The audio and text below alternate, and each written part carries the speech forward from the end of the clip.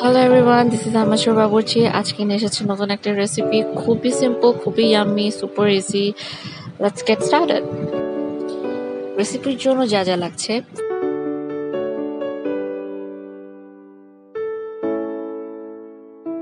প্রথমেই একটা ছাঁকনিতে সবগুলো ড্রাই ইনগ্রেডিয়েন্টস নিয়ে ভালো মতো ছেঁকে নিতে হবে যাতে কোনো রকমের লাম্পস না থাকে, এবং পরবর্তী কাজ হবে একটা হুইস্কারের সাহায্যে ভালো মতো সবগুলো ইনগ্রেডিয়েন্টস মিশিয়ে নেওয়া।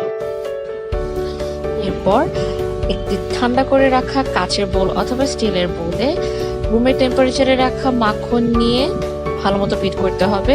তারপর সম্পূর্ণ চিনি দিয়ে আবার ভালো মতো বিট করতে হবে যতক্ষণ পর্যন্ত না সাদাটে একটা ভাব চলে আসে।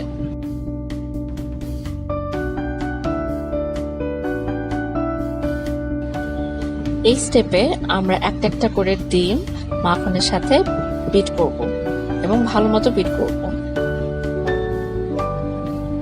অবশ্যই মনে রাখবেন একটা একটা করে ডিম বিট করতে হবে, একবারে দুটো দেওয়া যাবে না।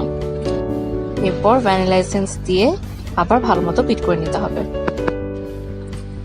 এরপর যে ড্রাই ইনগ্রেডিয়েন্টস গুলো ছিল ছাঁকনি দিয়ে আবার ভালো মতো ছেঁকে ওই মাখনের ব্যাটারের সাথে একটি স্প্যাচুলা দিয়ে খুব সুন্দর করে আস্তে আস্তে পুরোটা মিশিয়ে নিতে হবে যাতে কোনো রকমের লাম্পস না থাকে।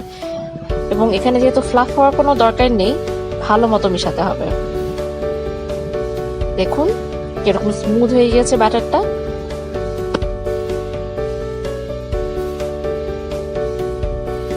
এই স্টেপটায় আমি টুটি ফুটি মিশাচ্ছি। আপনারা চাইলে যে কোনো ড্রাই ফ্রুটসও দিতে পারেন, আমার অনেক পছন্দ টুটি ফুটি, এর জন্যই মিশাচ্ছি। অথবা আপনারা চাইলে কোনো কিছু না মিশিয়েও বানাতে পারেন।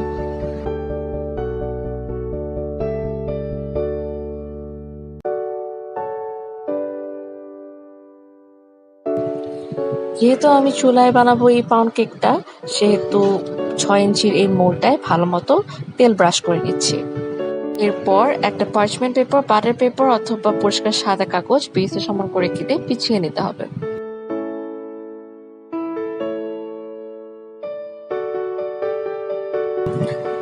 এরপর একটি ননস্টিক প্যান নেবেন প্রিহিট করার জন্য, যেখানে আপনি এই মোল্ডটি সুন্দরভাবে বসাতে পারবেন। এবং প্রিহিটের জন্য আপনাকে চুলায় দিয়ে মিডিয়াম হাই আছে 5 মিনিটের জন্য রাখতে হবে, এবং যদি ওই প্যানে কোনো ছিদ্র থেকে থাকে ওটা অবশ্যই বন্ধ করে নেবেন। ব্যাটারটি সম্পূর্ণ মোল্ডে ঢেলে স্প্যাচুলা দিয়ে সমান করে দিতে হবে। কেকটি বেক করতে দেওয়ার আগে মোল্ডটি এভাবে ট্যাপ করে নিতে হবে যাতে ভিতরে বাবলগুলো সব বের হয়ে যায়। প্যানের মধ্যে বসে ঠিক এইভাবে কেকটি বেক করতে হবে। পাউন্ড কেকটি বানানোর সময় ছবি তুলতে আমি একদম ভুলে গেছি, তাই ম্যাঙ্গো কেক বানানোর সময় যে ছবিটা তুলেছিলাম ওইটাই দিয়ে দিলাম। ঠিক এভাবেই কিন্তু বেক করতে হবে। বেকিং এর জন্য চুলার আঁচ কিন্তু অনেক ইম্পর্টেন্ট। আমি এরকম লো হিটে 45 থেকে 50 মিনিটের জন্য বেক করেছিলাম কেকটি। পাউন্ড কেকটি বেক হয়ে গেলে চুলা থেকে নামিয়ে 10 মিনিট ঠান্ডা করে ডিমোল্ড করতে হবে। পাউন্ড কেকটি সম্পূর্ণ রুম টেম্পারেচারে চলে আসলে কেবল তখনই কেটে সার্ভ করুন। বাস হয়ে গেল চুলায় তৈরি এই মজাদার পাউন্ড কেকটি। আশা করি আপনাদের এই রেসিপিটি ভালো লেগেছে।